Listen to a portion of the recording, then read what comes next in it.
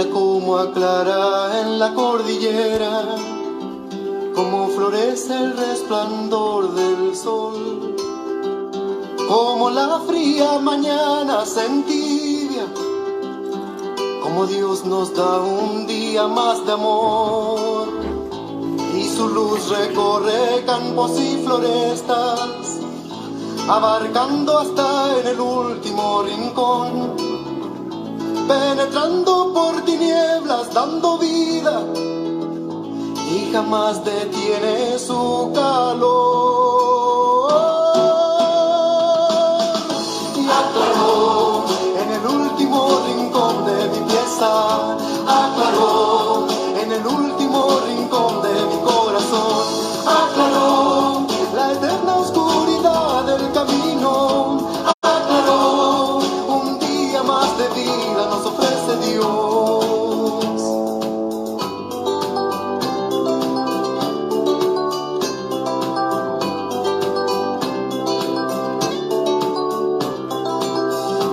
Y de nuevo despertamos a la vida, a entregarnos por entero a la labor.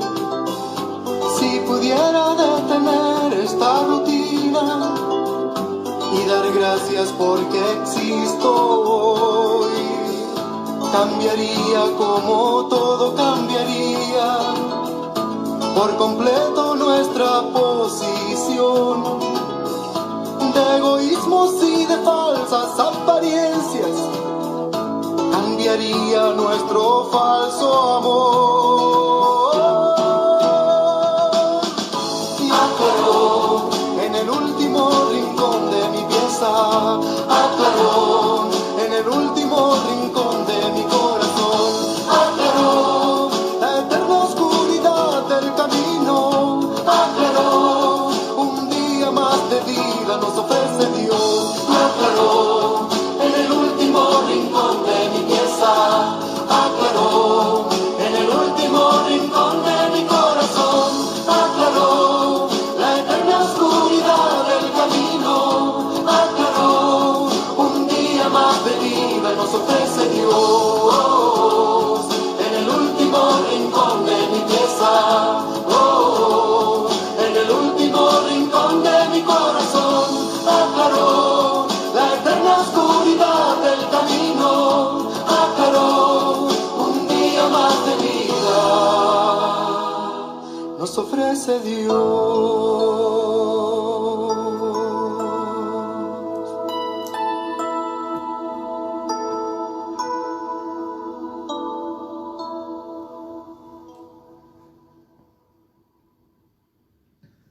Muy buenos días, queremos desde ya ir dándole la bienvenida a cada una de las personas que se están conectando a esta hora de la mañana de sábado para iniciar nuestro conversatorio sobre la iglesia y los sacramentos. Recordarles de igual forma que como el sábado anterior, ustedes son quienes van generando las consultas, por lo tanto pueden ir desde este momento formulando sus consultas para iniciar este conversatorio. Muy buenos días a todos. Os vamos a usar un micrófono con un esfuerzo de mejorar el audio, de poder brindarles un servicio con los elementos que tenemos en la casa. Recordar que está todo cerrado y tampoco es la idea de una tecnología a la que tampoco sabemos usar. Así que con lo que tenemos vamos a tratar de mejorar el audio para que la gente nos pueda sentir y escuchar y puedan participar. Estamos transmitiendo por Facebook y por Instagram, el canal de YouTube, el enano se taimó, así que no pudimos configurar la transmisión, pero la vamos a subir después que termine. Y hoy día vamos a hablar de la iglesia, obviamente, y de uno de los misterios más grandes que tiene la iglesia, que son los sacramentos de la iglesia, los 7 sacramentos, que obviamente la gente lo identifica, el bautismo, la Eucaristía, nosotros ya le llamamos la primera comunión, pero es la Eucaristía, el sacerdocio ligado justamente a la celebración de los sacramentos, la confirmación, confesión, la unción de los enfermos y el maravilloso sacramento del matrimonio. Así que bienvenidos para que hablemos, para que saquen sus dudas. Nos hemos puesto de acuerdo con el padre Oney para que las personas que participan de estos conversatorios, mientras dure el cierre de la iglesia, podrían ir tomando algún apunte, al menos por después verlo en YouTube o recomendárselo a alguien, y obviamente que les va a servir para cuando les pidan ser padrinos de bautismo, de confirmación, cuando quieran traer un bebé a bautizar, y dicen, miren, seguimos las catequesis por internet. Así es que bienvenidos a todos. Muy buenos días a todos. Pues como decía el padre Alejandro, me uno a sus palabras.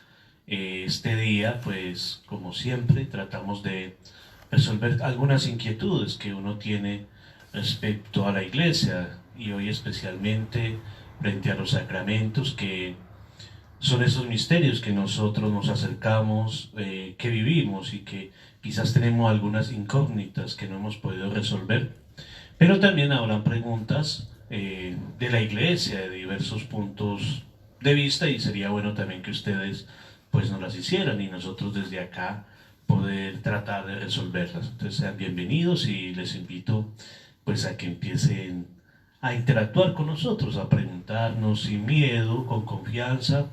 No crea que la gente se burla, no, esto es un tema serio y cualquier pregunta es válida, y no, eso es lo que intenta resolver, porque a partir de las preguntas es como uno puede aprender.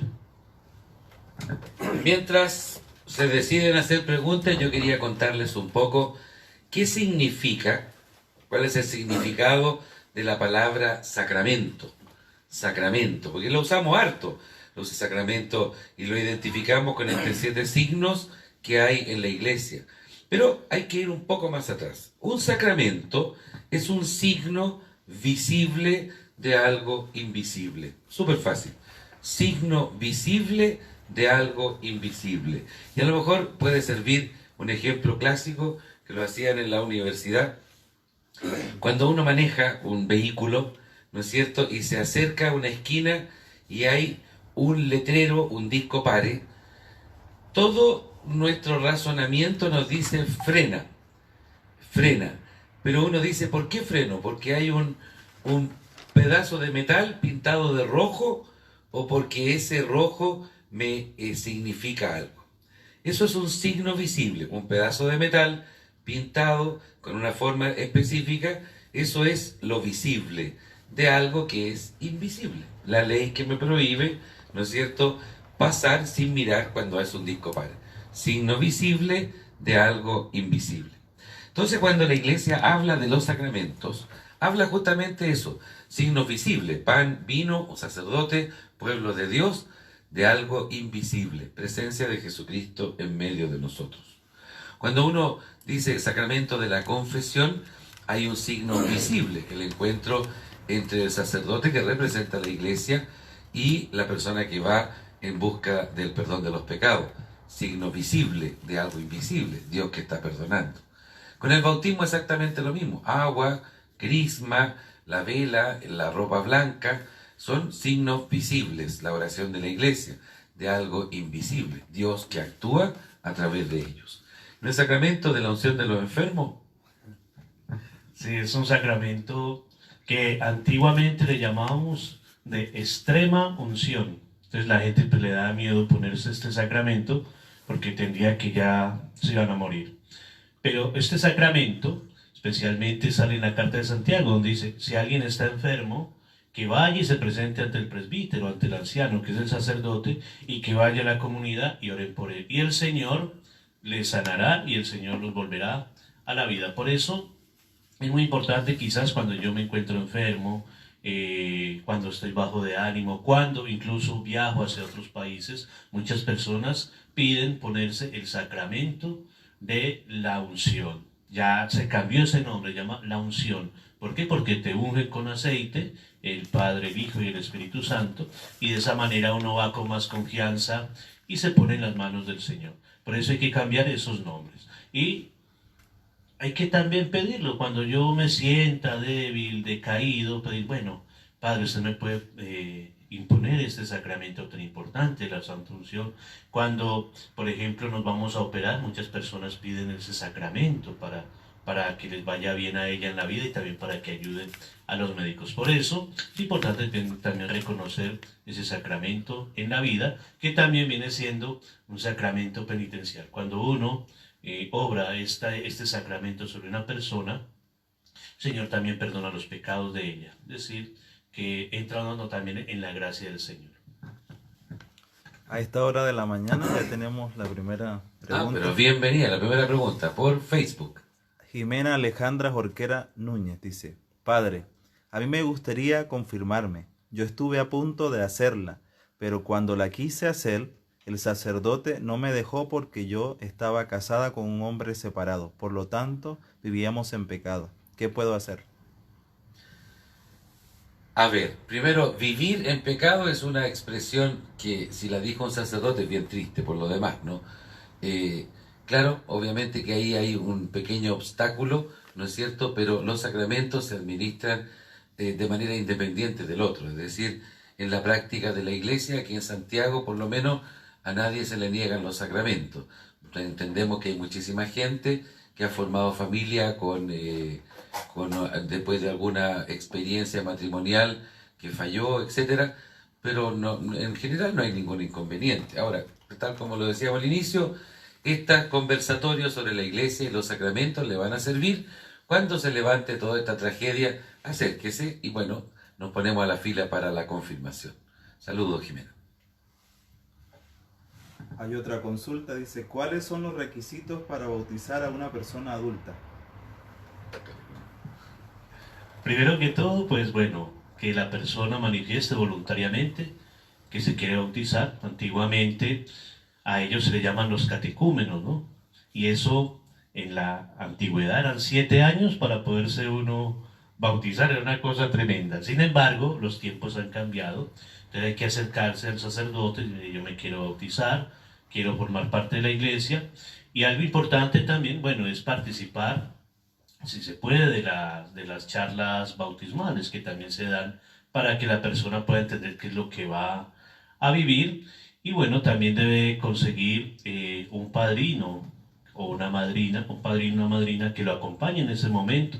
Y por lo general pide a la iglesia que sean católicos, ¿no? Para que ellos también le ayuden a guiar ese camino. Bueno, ya como es adulto, pues yo no sé si necesitará que los papeles de los papás. No, certificado de nacimiento. Certificado de nacimiento, pero eso. Y entonces, pero sobre todo es demostrar que quiere hacerlo, no hay un obstáculo muy grande para una persona adulta poderse bautizar. Saludos.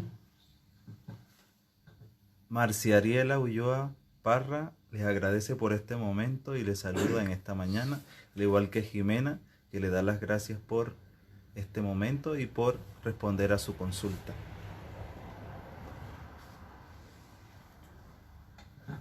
Seguimos hablando de los sacramentos. Les decía, signo visible de algo que es invisible.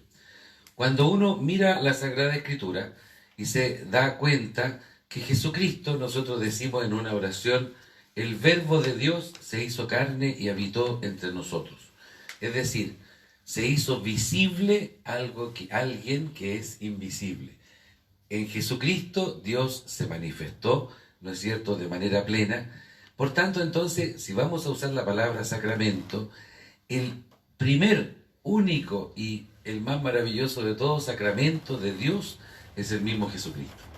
Jesucristo es el signo visible del Dios invisible, donde podemos ver cómo se ama, cómo se actúa, cómo se piensa, cuál es, ¿no es cierto?, la presencia de Dios en la vida de la humanidad. Es Jesucristo, el gran sacramento del Padre. Después de su resurrección, cuando Él envía a los apóstoles, que lo hemos leído en estos últimos domingos de Pascua, donde dice: reciban el Espíritu Santo, a quienes ustedes perdonen los pecados les quedarán perdonados. Está justamente trasvasijando, pasando esta calidad sacramental al pueblo de Dios. Por tanto, entonces, si ustedes hacen como una especie de bajada, Dios, que es invisible, se hizo visible en Jesucristo, gran sacramento del Padre. Jesucristo y todo lo que Dios entrega a la humanidad, se lo ha entregado a la comunidad de los cristianos, a la iglesia. Y entonces la iglesia pasa a ser el gran sacramento, ¿no es cierto?, es decir, el signo visible de algo que no vemos, que es la presencia de Dios. Se manifiesta en la Eucaristía, se manifiesta en la confesión, en el bautismo, en la confirmación, en el matrimonio, que no es la fiesta, cuidado con eso, no es la fiesta, ni la pompa, ni las flores, ni la alfombra, como a veces la gente entra como una especie de paroxismo. Es el signo visible de Dios que quiere entrar en el amor de dos personas. El sacramento del matrimonio. Es decir, Dios que le agrega la gracia a algo maravilloso como es el sentimiento que brota entre un hombre y una mujer. Tenemos una consulta desde las tierras colombianas. Nelson Ballesteros desde Negra nos pregunta. Bueno, aquí uno de Manizales le va a responder a Nelson. Una persona está agonizando y pide un sacerdote que le dé el sacramento de la unción de los enfermos, pero en el momento es imposible.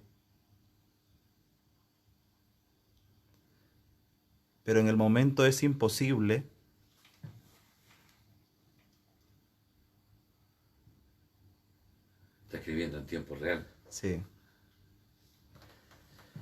Contactar un sacerdote. ¿Cuál debe ser mi actitud? ¿O qué debo hacer?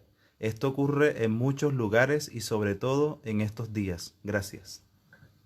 Un saludo, Nelson, allá en Neira, un pueblito que queda cerca a Manizales. Ahí. Más o menos una media hora, un pueblo muy bonito. También paisa, entonces. También es paisa. Son paisa. Mire, frente a esa pregunta, bueno, el que en ese momento está autorizado para dar el sacramento de la unción de los enfermos son los sacerdotes, ¿no?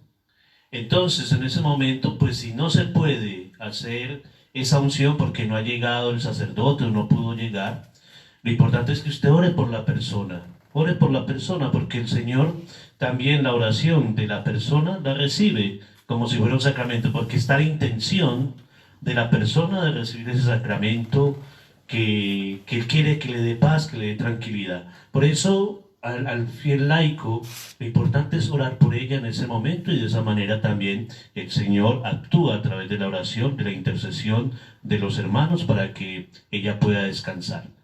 Y si falleció, bueno, ahí el Señor también cumple con su gracia, porque Él no es egoísta en eso, Él comparte.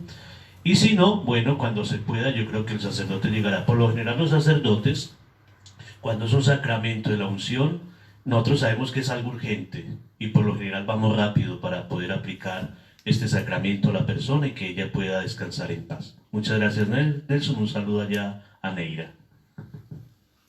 Hay otra consulta. Sale un poco del tema, pero no importa. Todas las preguntas son válidas. ¿Cómo lo están haciendo en este momento de pandemia en lo económico para mantener los gastos de la parroquia? ¿Y cómo puedo ayudarle desde acá, desde el Instagram? Y le damos la bienvenida también a Vanessa Tillería. Vanessa, bienvenida, muchas gracias. Te vemos todos los días participando en la Eucaristía. La verdad, la parroquia de San Lázaro ha estado cerrada desde el 16 de marzo. Y bueno,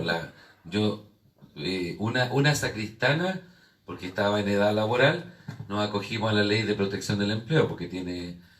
El otro sacristán está trabajando porque mantiene el aseo y cuida ahí, así que se le está pagando el sueldo. La secretaria parroquial tiene una pequeña pensión, así que también se le está pagando el 75% del sueldo. Y nosotros tenemos la congrua del arzobispado y nuestra congregación nos mantiene, gracias a Dios. Pero las cuentas de luz, que fueron muy frescos, ¿no es cierto?, de calcularla, no la midieron. Y nosotros cuando teníamos la iglesia abierta todo el día, más los matrimonios, las cuentas de luz eran sobre 100.000 pesos. Y claro, las compañías hicieron lo mismo en todo Chile, calcularon los últimos meses, entonces hemos tenido cuentas muy altas. ¿Cómo lo hacemos? Hay un principio maravilloso que se llama la providencia de Dios. Dios ayuda. Dios ayuda, y algunas personas con muy buena voluntad nos han cooperado. Una persona dijo, un grano no hace el granero, pero ayuda al compañero. Y entonces nos han aportado por transferencia a la parroquia, por las intenciones de misa. Algunas personas, una familia Walker nos encargó una misa gregoriana, parece que hay gente que tiene más recursos. La misa gregoriana son 30 misas seguidas que vamos a celebrar por una persona, y nos aportó algo. Y la parroquia tiene algunas propiedades en arriendo, algunas las devolvieron y otras no pagan sencillamente, pero con eso nos arreglamos y la iglesia por lo menos está sin deudas. Otro cuento son otros sacerdotes, muchísimos párrocos que no tienen más que la colecta y la generosidad de la gente. Así que, por la gracia de Dios, su providencia, no nos ha faltado. Si alguien puede y quiere cooperar, bienvenido. Siempre será bienvenido. Pero, gracias a Dios, Dios provee. ¿Qué otra cosa? Seguimos hablando de los sacramentos. Cuando uno se da cuenta en la gente que viene a pedir un sacramento, muchas veces se ha perdido el sentido de los sacramentos, mi querido Ney. Por ejemplo, cuando la gente, San Lázaro, que celebraba tantos matrimonios, la gente a veces pierde el sentido. La inmensa mayoría son gente que viene con la mejor de la voluntad de hacer algo y que sea religioso y que Dios bendiga su unión, etcétera. Pero de repente en el camino se marean por la estética, las flores, la alfombra, la música, si hay buen audio, etcétera, etcétera. Cuando vienen por el bautismo, a veces pasa exactamente lo mismo. La gente viene con la mejor intención y se pierden en el camino y andan más preocupados del pisco sour, de la torta, del padrino, que le meten 5 padrinos y a veces no son ni católicos, etcétera. Entonces, ¿cómo hacer eso? ¿Cómo tratar de volver a centrar el sacramento en su esencia, que es un acto visible de Dios que entra en la vida de las personas? ¿Cómo podemos evangelizar eso, Padre Oney? ¿Qué se te ocurre? Bueno, yo creo que en ese sentido, para eso están también las charlas prematrimoniales, eso está a cargo sobre todo de los catequistas, ¿no? Pero yo también creo que es algo que se va inculcando desde la familia, ¿no? Mirar la importancia del sacramento en sí, la sencillez y también la humildad, que aunque es importante las cosas que hay dentro de una iglesia, quizás las flores, todo, pero lo más bonito en ese momento es el amor que se profesa una pareja y cómo Dios es testigo de ese matrimonio, de ese amor que ellos están poniendo ante el altar y ante la iglesia. Pero yo creo que también viene desde una educación, desde la familia, y también mirar qué es lo que yo quiero hacer. Mirar si lo que es primario pasa a ser secundario, es decir, lo primario viene siendo recibir esa bendición del Señor, ¿no? Pero a veces pasa lo secundario a lo primario, es decir, las flores, la música, todo esto, que es importante, pero lo principal es recibir esa bendición del Señor y por eso los matrimonios se acogen a eso. Yo creo que esa catequesis viene dándose desde la casa, pero también especialmente desde las charlas prematrimoniales. Hay 2 consultas. La primera de nuestro hermano Juan Gran, desde nuestro Face, nos pregunta: debido a la cuarentena, ¿puede recibirse a través de las redes sociales el sacramento de la unción de los enfermos? Bueno, es una larga discusión. Ni la confesión ni la unción de los enfermos, porque necesita el contacto personal, ¿no? Necesita el contacto personal.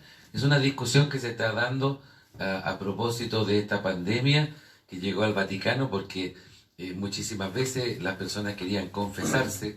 Eso ya lo quisieron hacer por teléfono y en los años 50 Pío XII dijo no, por ningún motivo, cuando empezó el teléfono a masificarse. Así es que lamentablemente no. Pero ojo, Juanito, que tú eres un feligrés, uno de los pilares de nuestra parroquia también, la oración de la iglesia es el gran sacramento de Dios en el mundo.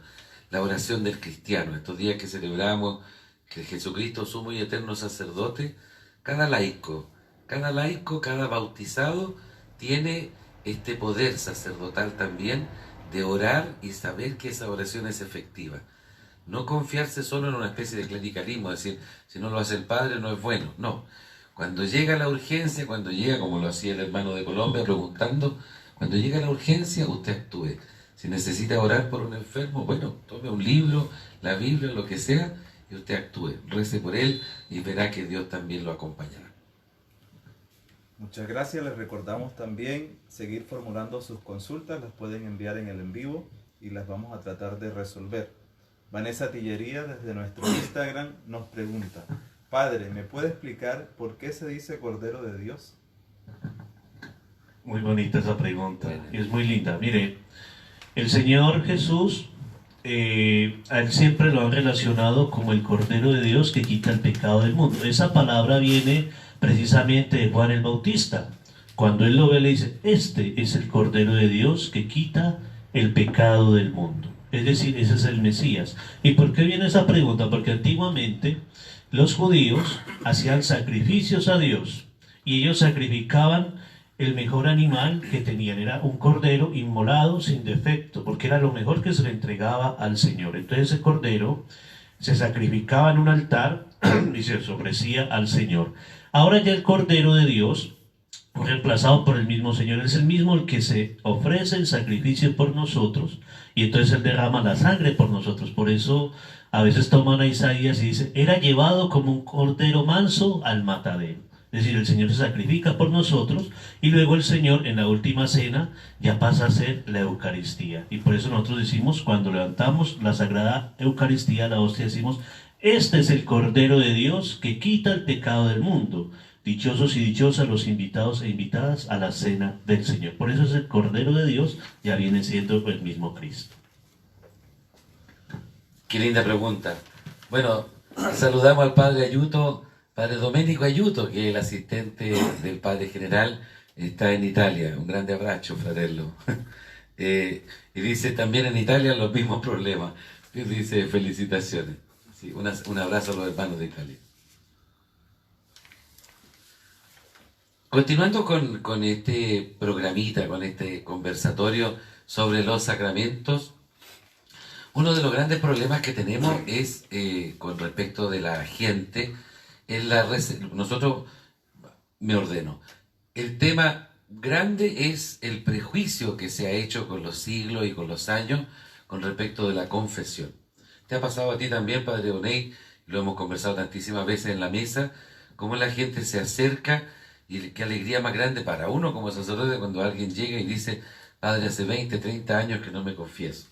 Y esa experiencia maravillosa de encuentro con Dios es cuando uno hace visible a través de algo tan concreto como un encuentro, ¿no es cierto?, como Dios es capaz de sanar el corazón herido de una persona.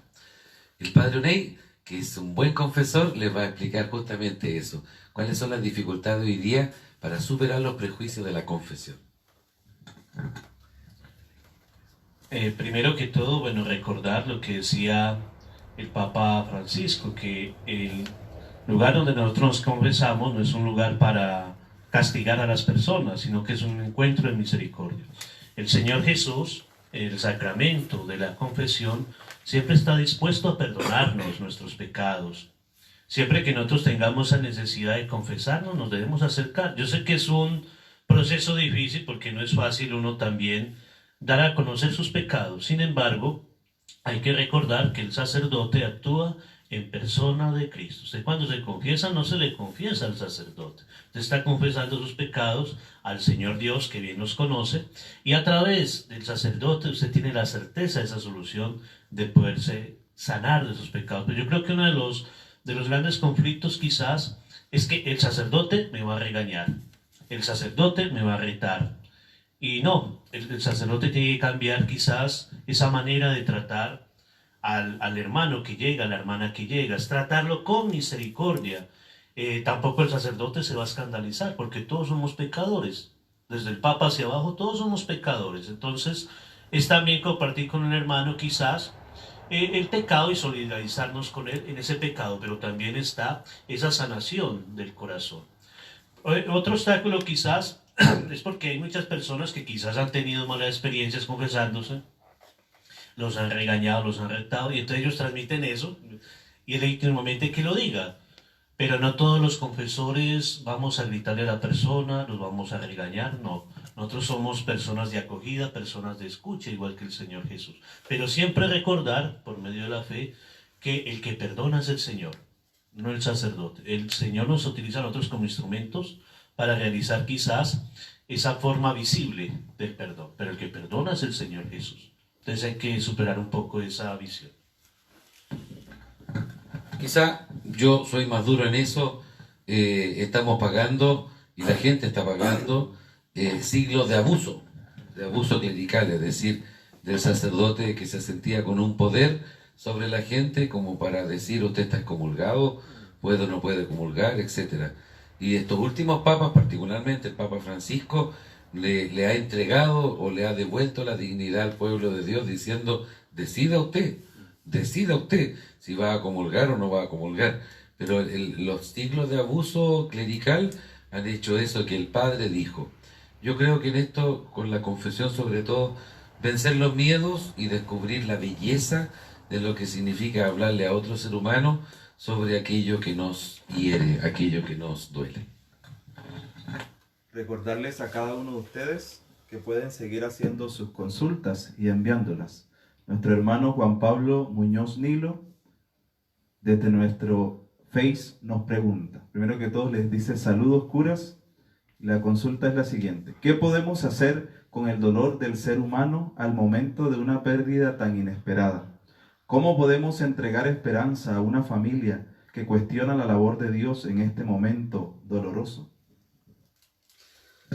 Juan Pablo Muñoz Nilo, de la Guadalupe, un abrazo grande, hermano.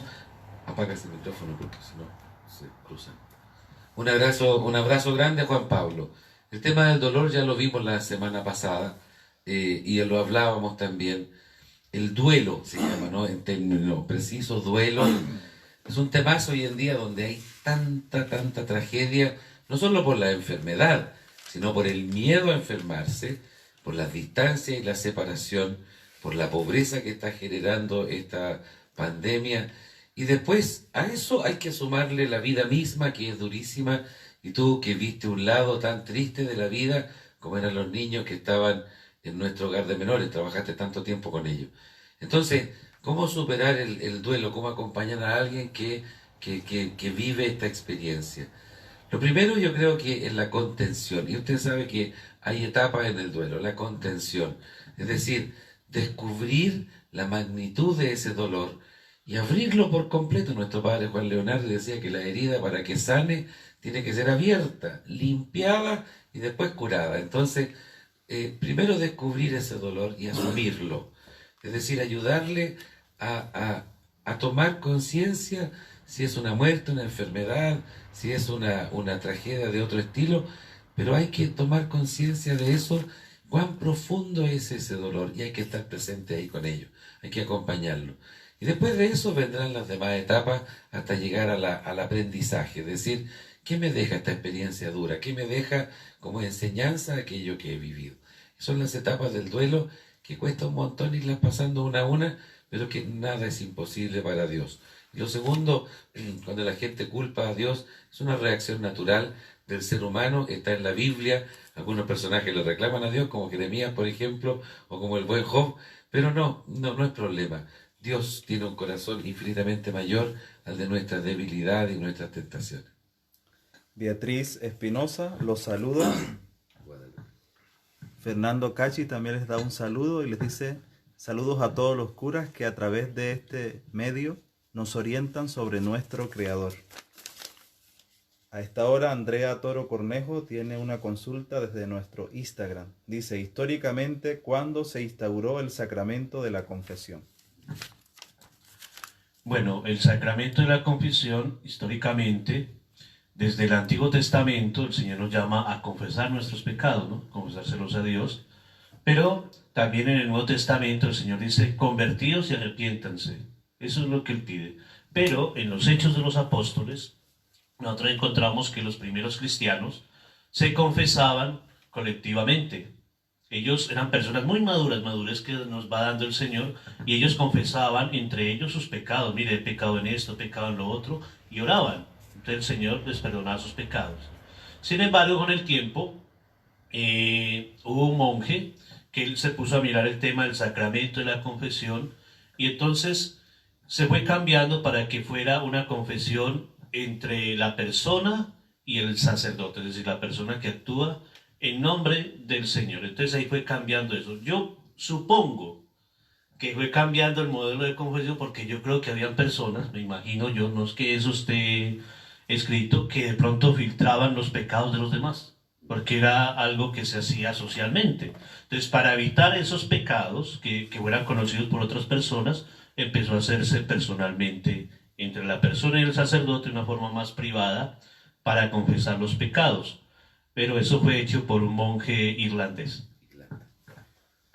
Y solo complementar eso, en Irlanda, en el monacato, cambió la confesión tal como tú lo dices, y fue que antiguamente, y todavía algunas congregaciones existen, estimada Andrea, que se llama el capítulo de culpas, donde en el comedor el abad o el prior o el superior del convento llama a uno y dice, hermano, diga sus culpas, y un fraile ahí o una monjita las decía.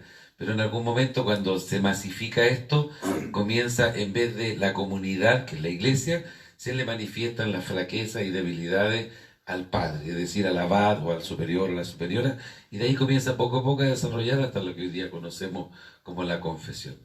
Andrea reacciona a lo que ustedes han respondido y dice, jajaja, por los chismosos. Copuchentos han habido siempre, querida Andrea. ¿Qué le vamos a hacer? Vamos a hacer una pausa, a escuchar Escuchemos una canción. esta canción, y en el momento de escuchar la canción les invitamos también a ir formulando sus consultas, preguntas.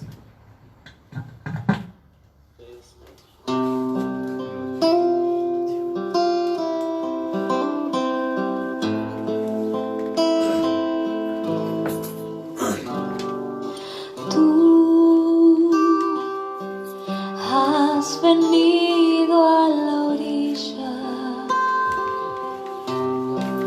no has buscado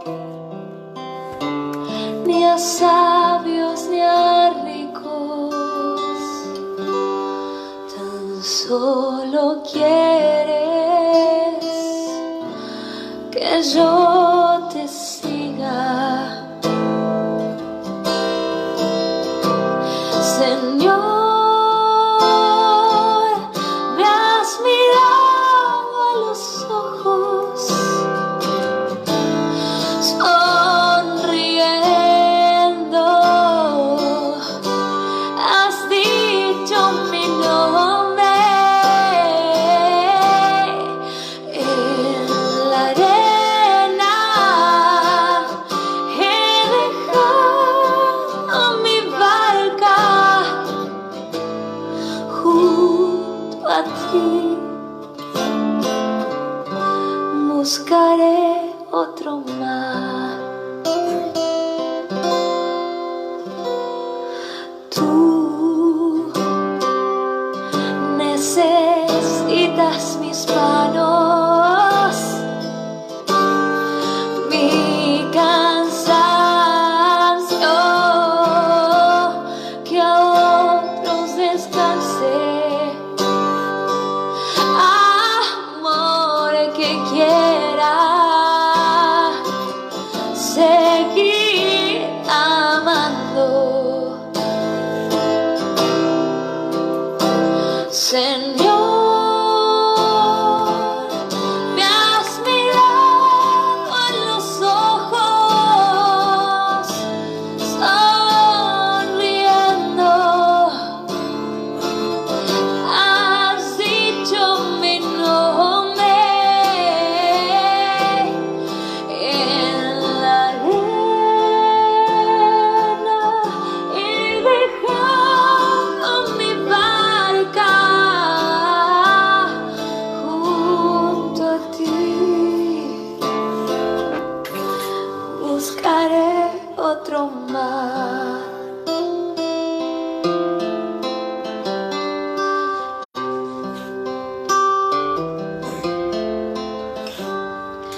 Tú sabes bien lo que tengo en mi barca. No hay oro ni espadas, tan solo redes.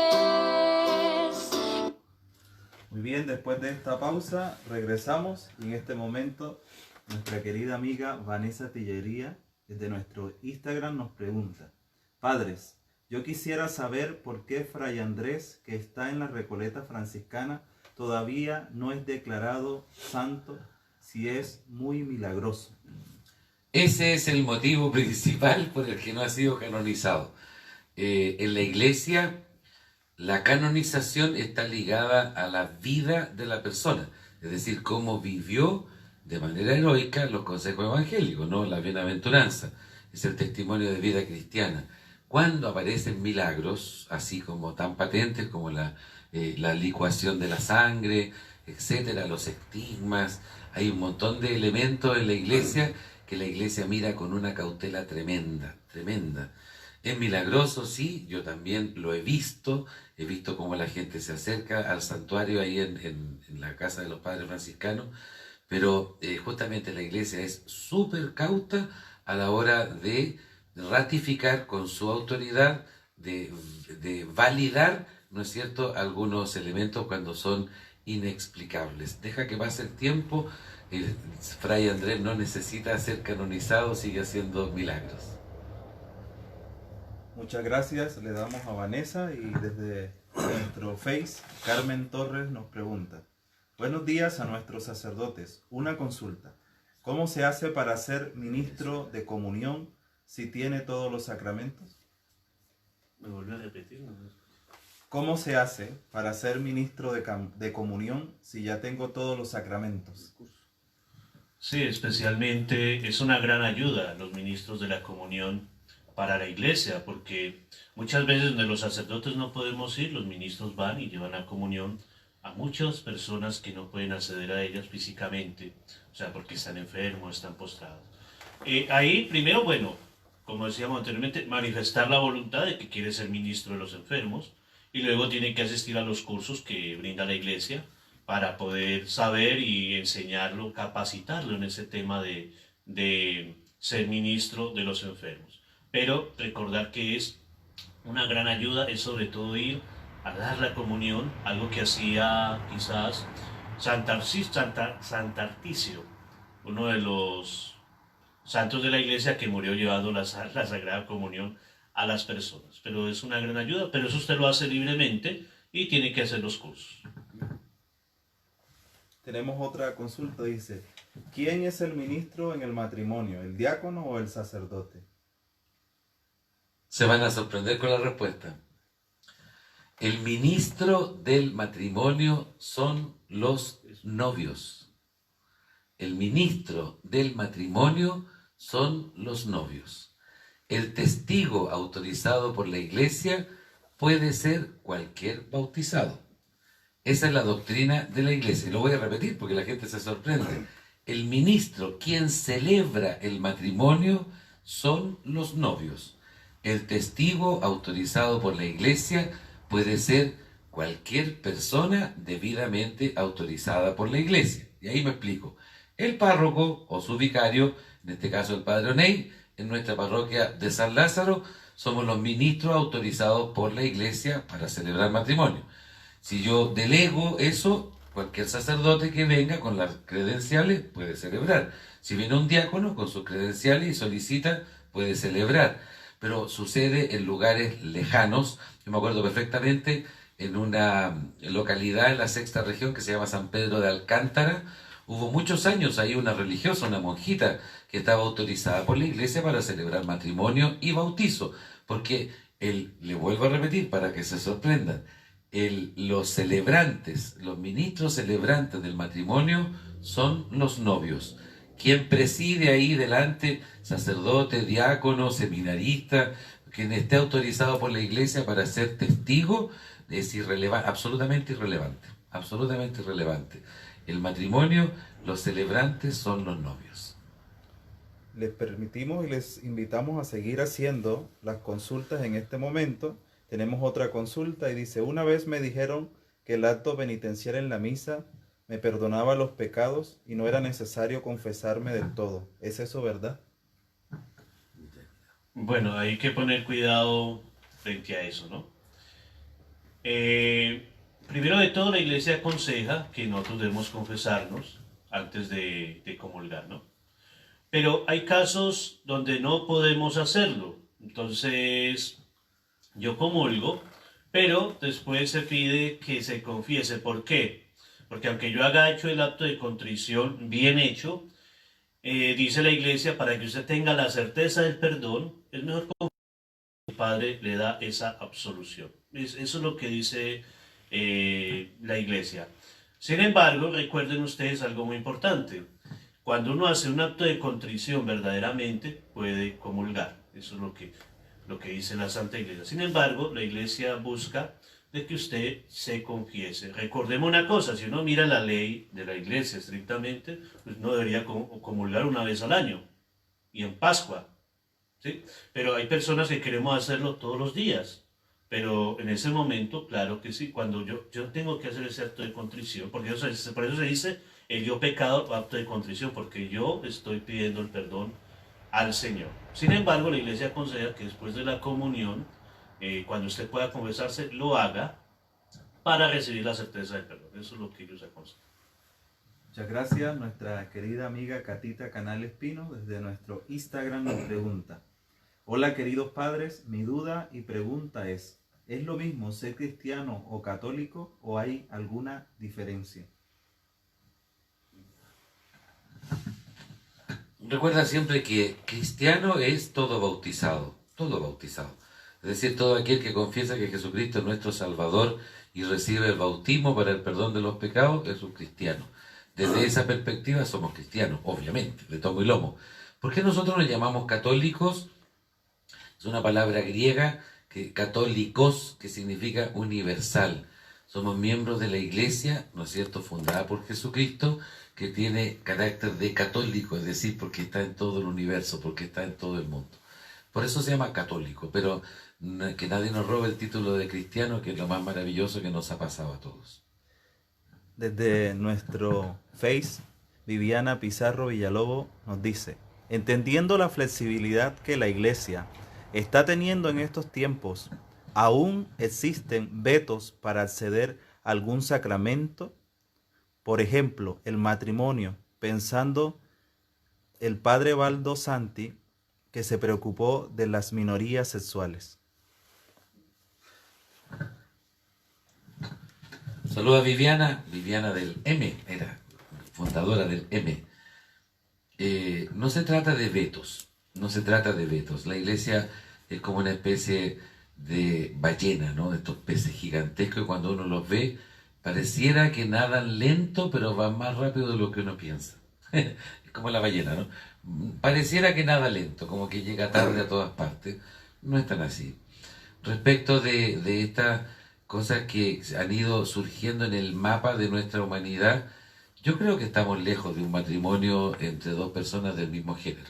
Creo que estamos bien lejos, bastante lejos. O sea, no veo por dónde en la iglesia lo puedan de alguna manera aceptar.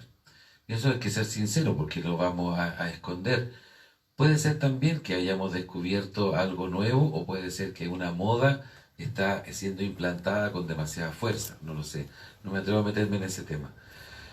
Los vetos son más bien una negación absoluta, que no tienen que ver con la disciplina sacramental.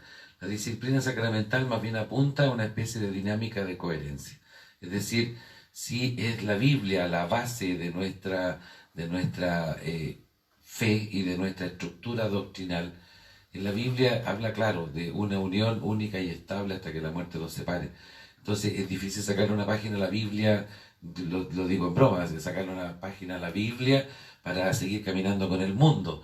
Va a ser un poco al revés la cosa. Entonces, son nudos que existen dentro de la iglesia, lo que de ninguna manera significa que haya que dejar de lado a toda esta gente, como lo hizo el padre Baldo con los enfermos de SIDA, de dejar de lado a aquellos que se sienten en desventaja, todo lo contrario. Y hoy día creo que también la iglesia se ha portado re bien en esto, de estar al día en las necesidades de la gente, donde se están, digamos, produciendo estos focos de discriminación o lo que sea, que estar presente como cristianos. Somos iglesia, no lo olvidemos. Carmen Torres nos pregunta: ¿los diáconos también pueden bautizar? Carmen, muchos saludos a usted. Claro, el diácono es un ministro de la iglesia que está, como le dijera, que puede bautizar, pero que también puede ser testigo de los matrimonios, también puede celebrar varios sacramentos. pero el diácono puede bautizar, claro que sí, no es una cosa reservada solo a los sacerdotes o a los obispos. Muchos saludos, Carlos.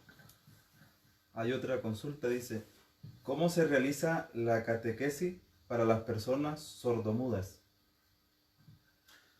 Con monitores. Hasta el año pasado teníamos un coro. De hecho, cuando vino el Papa a Chile, quien le cantó con lengua de señas era en su mayoría gente de la parroquia de San Lázaro. La señora Leonora Leng, que es profesora justamente de lengua de señas en un colegio para personas sordas en San Pablo con Matucana. Ella desarrolló varias catequesis que se subieron a YouTube, patrocinadas por el Arzobispado de Santiago. Hay un muy buen material pedagógico. Hay que acercarse y poner en contacto a las personas adecuadas. Hoy día está un poco stand-by el coro y el grupo de personas sordas, pero tenemos todos los contactos para si alguien quiere bautizarse o celebrar un sacramento, ser padrino, lo ponemos en contacto. Hay otra consulta, dice, ¿cómo se inicia un proceso de nulidad matrimonial? ¿Dónde debo acercarme o qué debo hacer? La persona más adecuada y más a mano, la señora Carmen Mejía, la secretaria de la parroquia San Lázaro, porque tiene años de experiencia como notario de un abogado eclesiástico y ella se sabe al dedillo cómo hacerlo. En un principio, acérquese a la oficina parroquial, plantéeme a mí o al padre Oney el tema y después de ahí se van abriendo los caminos hacia el tribunal eclesiástico que tiene que abrir una causa. Y si hay causas, ¿no es cierto?, precedentes al matrimonio, se procede a un proceso como corresponde. Y es de acuerdo a las capacidades y posibilidades de la gente. En general es gratuito para quien no puede pagar. Es gratuito para quien no puede pagar. María Magdalena Gutiérrez les da las gracias. Viviana Pizarro Villalobos también dice, gracias por la claridad. Rosa Becerra Moraga le saluda y dice, muy buenos días, muy clarito como siempre, Padre Alejandro Abarca Morales, saludos desde Pichilemu. Carmen Torre también le da las gracias y les da un buen día. Bueno, también nosotros, frente a la pregunta que hicieron sobre los diáconos, bueno, el diácono siempre ha existido en el Nuevo Testamento, está la figura del diácono y también está la figura de la diaconisa. Y es un tema que está revisando el Papa Francisco con las personas que saben de este tema para poder restaurar nuevamente el orden de las diaconisas en las mujeres. Diaconisa, no sacerdotisa. Eso todavía, y eso va a ser una cosa que es muy difícil hacerlo porque, bueno, dentro de la Biblia dice ellos, no hay mujeres sacerdotisas, dentro de la tradición tampoco.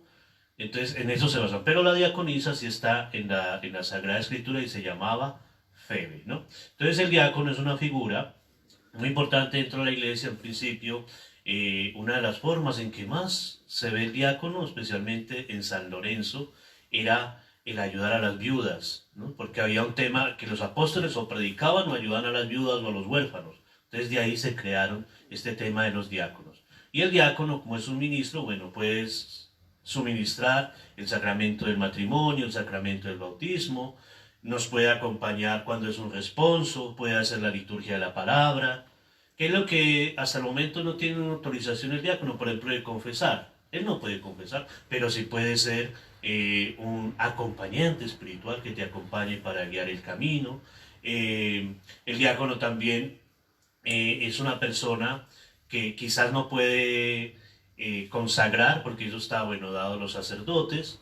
El diácono tampoco pues puede ordenar, porque eso es algo dado a los obispos. Bueno, pero entonces esas son las labores de los diáconos, y es, como digo, una figura importantísima dentro de la iglesia. ¿Alguna otra pregunta? Nuestra amiga Vanessa Tillería desde el Instagram dice, padres, ¿por qué en Sábado Santo los sacerdotes nos vuelven a bautizar con agua bendita? No es un nuevo bautizo. Recuerda siempre que la noche del Sábado Santo es la vigilia pascual. Y en la antigüedad los bautizos se hacían en la noche de la vigilia pascual, en la espera de la resurrección. Por eso se bendice el fuego en la puerta de la iglesia, se oscurece la iglesia, por eso se bautizan, como casi todas las parroquias, reservamos algunos bautizos, se bendice agua, y en el acto penitencial se recuerda el bautismo con la aspersión, no es que se bauticen de nuevo, el bautismo uno solo y para toda la vida. Quisiera preguntar y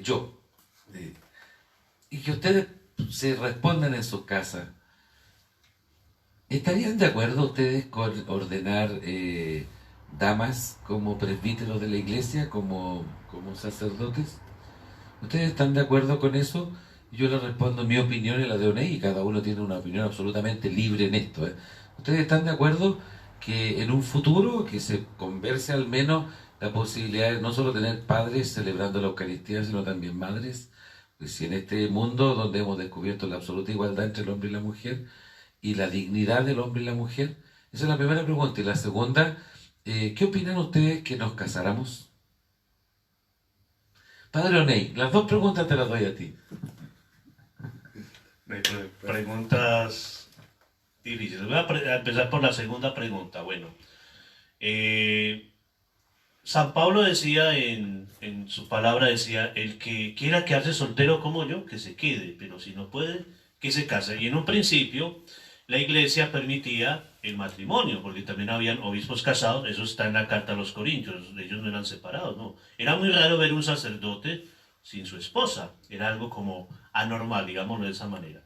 Sin embargo, dentro de la iglesia se fueron dando quizás algunos abusos, y fue cambiándose la disciplina eclesiástica, porque bueno, habían algunos, según lo que cuentan los cronistas, algunos sacerdotes que tenían más mujeres que la mujer dada en el matrimonio, y entonces hubo un cambio de un sacerdote que era monje, un Gregorio llamaba a él, y él dijo, no, esto no puede seguir así, y desde ese momento creó una disciplina donde dice, de ahora en adelante los sacerdotes deben ser célibes, es decir, no casarse. Así como vimos los religiosos, nosotros los religiosos hacemos votos de pobreza, castidad y obediencia, es decir, célibes, se puede. Pero si miramos dentro de la forma, claro, si miramos desde la historia, los sacerdotes, claro que sí se pueden casar. Sin embargo, yo creo, como vimos esta norma de ahora, nosotros tenemos que acoger a esa norma, ¿no? Que tienen que ser sacerdotes célibes. Sin embargo, no es algo dogmático, y eso hay que ponerle cuidado, es decir, no es algo que dijo el Señor, eso tiene que ser así, no es algo dogmático.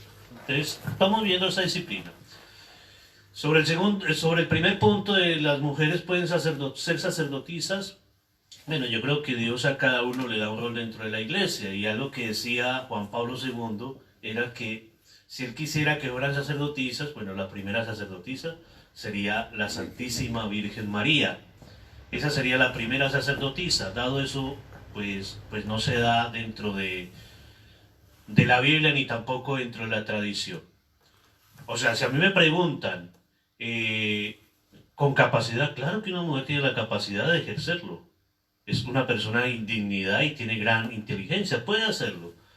Pero yo creo que dentro de esa parte si miramos la Sagrada Escritura, Dios hubiera puesto, el Señor Jesús hubiera ordenado primero a la Santísima Virgen María. Y el rol de la Virgen María fue un rol muy grande, porque ella fue la que animó la comunidad, estaba con ellos, era el testigo más elocuente de haber traído al Señor a este mundo. Entonces yo creo que en ese sentido, quién sabe si la iglesia irá a cambiar eso hacia el futuro. Yo la verdad no sé, pero si hay algo que es real es que la mujer ha tomado un gran protagonismo en el mundo, y uno va a lugares donde prácticamente el que ejerce el rol como de sacerdote son las mujeres, porque son hermanas que están encargadas de las capillas, incluso de parroquias donde no hay sacerdotes. El sacerdote lo que hace es consagrar la Santa Eucaristía, ellos van y lo entregan a las personas, y alguna vez que haya una misa. Pero en el momento, lo que dice Francisco es que él se queda con las palabras del Papa Juan Pablo, ¿no? En el momento no van a haber mujeres sacerdotisas, y hay que esperar hacia el futuro. Pero yo digo que, o sea, la capacidad la tiene la mujer para hacerlo, no es esa negación, sino que quizás están más mirando el tema de la Biblia, están más mirando el tema de la tradición, si es posible o no, y si ellos pueden hacerlo o no. Esa es como la pregunta. Andrea Toro, ha reaccionado y dice, a mí me parece que si se quieren volver a casar, que lo hagan. Y si alguna mujer como cura, también que sea. Esa es la opinión, por eso la pregunta la hice yo. Es decir, porque es una opinión con una respuesta abierta y todas son legítimas. Es decir, desde lo que dice el Padre Oney, que transmite obviamente el pensamiento de la Iglesia actual sobre el matrimonio de los sacerdotes, es un tema que no es dogmático, no es parte de la fe, es más bien disciplinar.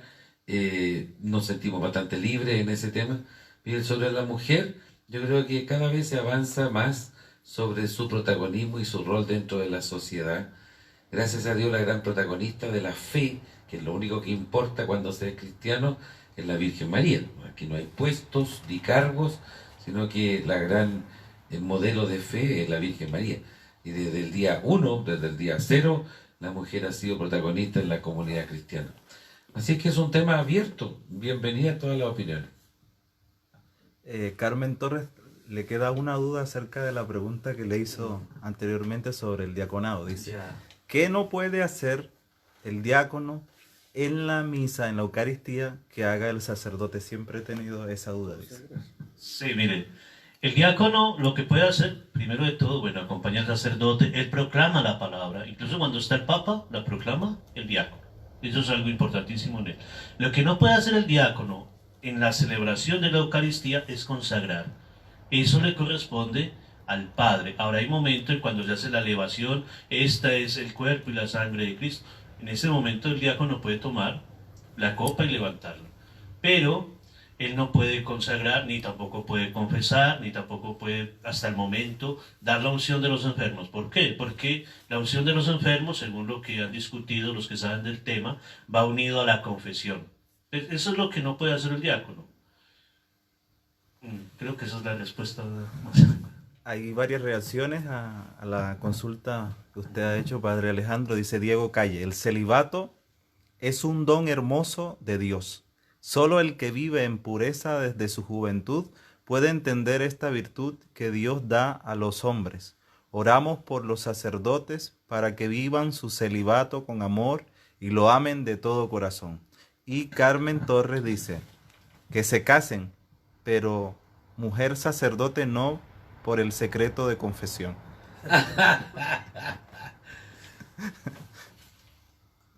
Bueno, a Diego, muchas gracias, es verdad. El celibato es un don.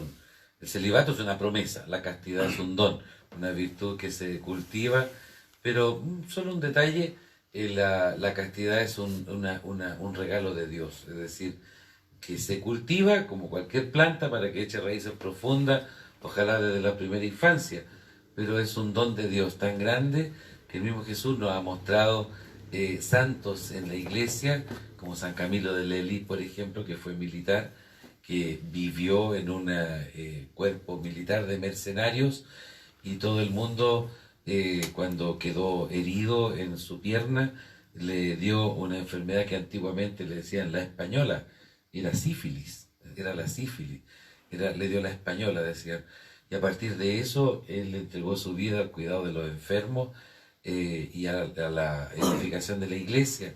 Entonces, sí, es verdad, la castidad es una virtud maravillosa que Dios nos regala, y el celibato es una promesa que uno la hace con el corazón plenamente libre y lleno de amor, por amor a la iglesia y al servicio de Dios, pero también es un don, o sea, es sobre todas las cosas un don. Cada día que uno puede permanecer en pureza, cada día que uno puede ofrecerle a Dios, es un día que Dios ha permitido que ganemos, no es un mérito del hombre. Carmen Torres sigue diciendo, yo creo que desde el mismo momento que Eva hizo pegar a Adán, no lo veo en eso. Diego Calle dice, Dios ama a la mujer. Jesucristo elevó la dignidad de la mujer con la samaritana, con María Magdalena, con la Santísima Virgen María, pero bíblicamente la mujer no puede ser sacerdote. Dios la llama a la vida consagrada y es hermosa también. Pero estos pensamientos feministas actuales no son cristianos. Estás transmitiendo la doctrina de la iglesia, Diego. No, nadie está en discusión en eso. Solamente un detalle, el único sacerdote del Nuevo Testamento es Jesucristo. Nosotros somos llamados sacerdotes por el oficio que hacemos, pero el título propio es presbítero. Y desde esa perspectiva siempre hubo a cargo de la iglesia también mujeres que se hacían cargo de las comunidades. Es una discusión abierta, no es necesario ni apasionarse ni enemistarse. Una discusión abierta, pero que vale la pena conversar. Que en la iglesia no hay puertas cerradas, todas están abiertas. Jimena Alejandra Jorquera Núñez dice, pensamos que si deberían casarse y una monja también puede hacer el rol de sacerdote, pero creo que eso también deberíamos preguntarles a ustedes si les hubiese gustado casarse. Hay una devolución. Si es una pregunta, obviamente que si uno no valoriza la vida matrimonial y familiar, creo que no va a valorizar jamás el valor del sacerdocio y de la vida religiosa. Uno cuando entra tiene que tener plena conciencia, así como convencido de decir, soy capaz de hacer una vida normal, que es la vida matrimonial y familiar, y por eso me voy a atrever a dejarla. Es decir, no es que uno haya salido por frustración o por abandono. De hecho, hay sacerdotes que se pusieron hasta las argollas en alguna experiencia romántica antes de entrar al seminario. Pero no es un tema tan complicado. Obedecer es más difícil que los demás votos. Jaime Muñoz Oyarzón reacciona y dice, muchos los llamados, pocos los escogidos. Y tenemos varias consultas acá en nuestro Instagram. Dice Vanessa Tillería, padres, ¿la corona de espinas de Jesús se extravió o fue encontrada? ¿Dónde está? Bueno, yo he escuchado sobre la cruz. La cruz de Jesús, según lo que dice la tradición, o sea, tenemos que remontarnos atrás, fue recuperada por Santa Elena, ¿no? La mamá de Constantino. A ella le rinden tributo, ¿no? Pero hasta el momento, o sea, yo personalmente, históricamente, yo no sabría decirle dónde se encuentra la corona de Jesús, ¿no? Perdona que te interrumpa, la corona no existe como tal, más o menos certificada históricamente en una iglesia que se llama de la Santa Cruz en Roma, que está a cargo de los monjes trapenses. Ahí se guarda el patíbulo, que es la tabla que dice INRI, y se guardan algunas espinas y un clavo de la cruz. Y eso es lo más que se puede rastrear en la historia hasta llegar a la misma Jerusalén. Los demás, hay una espina aquí, una acá, y obviamente que en la historia, en el tiempo, en 2000 años, eso ha provocado también algunos errores y algunas falsificaciones, al punto que hoy día, si usted junta todas las espinas, yo creo que se hace un árbol, ¿eh? O sea, todas las que están veneradas en la iglesia, lo mismo que trocitos de la cruz, va a encontrar tanto que se hace un bosque. O sea, no es que lo más, como tú decías, Santa Elena, y en el ¿cómo se llama? El obelisco que hay en la plaza de San Pedro, justo delante de la iglesia hay una cosa redonda, gigante, arriba fue puesta la gran reliquia de la cruz de Jesucristo como lugar de peregrinación por Santa Elena. Y hay reliquias de todos lados. Las más verídicas, las más creíbles, son las de la iglesia de la Santa Cruz en Roma. Andrea Toro Cornejo reacciona cuando estaban hablando acerca de la mujer, dice, así es, padres, luego de la crucifixión de Jesús, la piedra fuerte de la fe en él fueron las mujeres, fue María, los hombres arrancaron y flaquearon en la fe y se rieron. Hasta el día de hoy, creo yo, y lo digo con toda, no por eslogan, yo creo que si hay algo admirable en la mujer es su fortaleza. Yo lo digo por mi madre, por tu madre, por la tuya y por todas las ustedes que están participando. Si hay algo que a mí me admira de este mundo, es la fortaleza de la mujer. Cuando le toca, es capaz de, ¿qué no hace una madre por sus hijos? ¿Qué no hace una mujer por su familia? La capacidad que tienen de resiliencia y de luchar es increíble. Vanessa Tillería tiene otra consulta y dice, también quiero saber por qué el corazón del Sagrado Corazón de Jesús tiene fuego.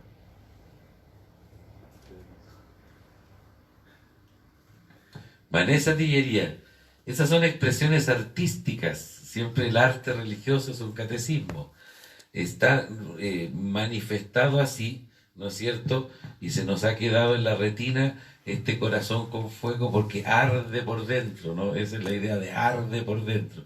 El arte religioso es catecismo. Siempre hay que buscar la significación. ¿Qué nos quiere decir? ¿Qué nos quiso decir el artista cuando pintó tal cuadro? Y claro, el de la Virgen tiene una espada porque recuerda la profecía de Simeón, ¿no? Sobre ti una espada atravesará tu corazón. Entonces, es arte que dice que este corazón está ardiendo por ti.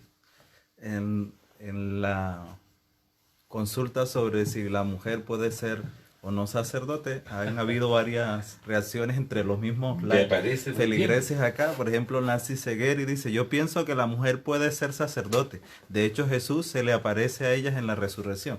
Carmen Torres le dice: mejor dejémoslo así, los hombres sacerdotes es mejor, el orden.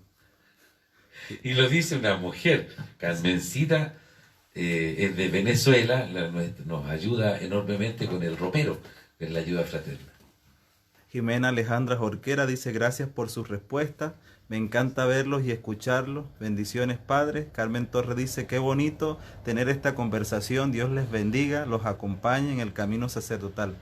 Diego Calle dice: estamos en una sociedad en que no quieren que los jóvenes se casen y por otro lado quieren casar a los sacerdotes. San Pablo recomienda el celibato para que el sacerdote esté enteramente entregado a él. Bueno, vamos despidiéndonos. Y Diego Calle dice: padre, los saludos desde Ecuador. Ecuador, Diego Calle, un gran saludo. Aquí también tenemos varios hermanos de Ecuador, esperando que esta pandemia no les esté golpeando tan duro en sus vidas. Queremos agradecerles, queremos saludarlos, animarlos a seguir participando. En YouTube hay una pregunta. Queremos también despedirnos porque hay que ir a cocinar. Pon la cabeza porque la única forma de mirar YouTube es poniéndose por delante del computador. Hola. Dice Sonia Cepeda: padres, ¿qué nos pueden decir del cuadro del Señor de la Misericordia? Ese cuadro es el sueño que tuvo Santa Faustina Kowalska en Polonia. Y ella, cuando tenía estas visiones acerca de Jesucristo y de la misericordia de Dios, soñó este cuadro.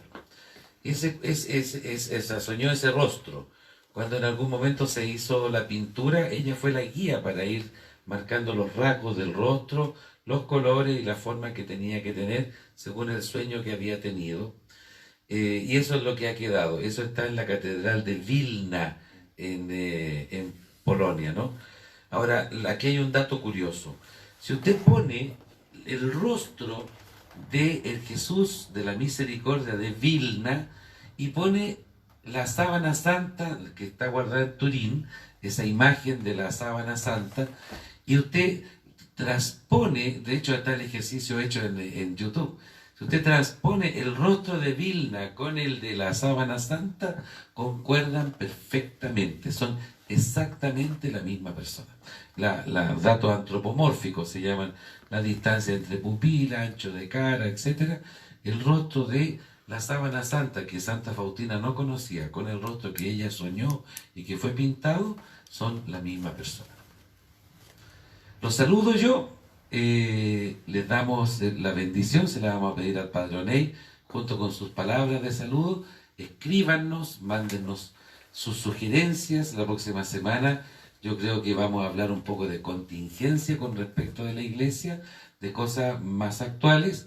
No le vamos a hacer el quite a los problemas que tiene la iglesia, vamos a hablar también de ellos, la iglesia, algunos miembros de la iglesia, pero también del bien que está haciendo. Le vamos a tener un resumen de cómo, al menos aquí en Santiago, y ustedes cuéntenos desde sus lugares de origen, cómo estamos trabajando.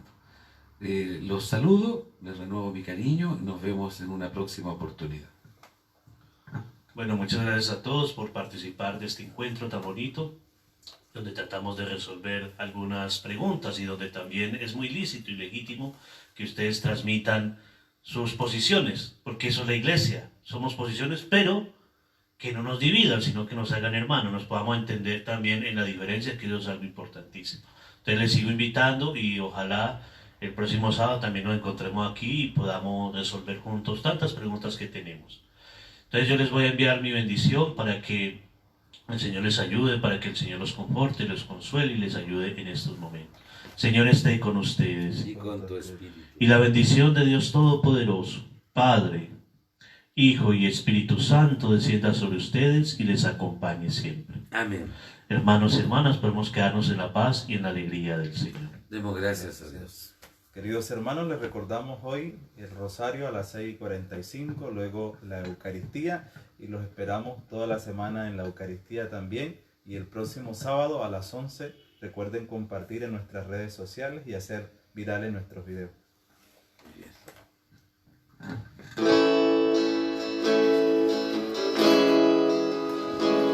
Dios te salve María, Sagrada María, Señora de nuestro camino.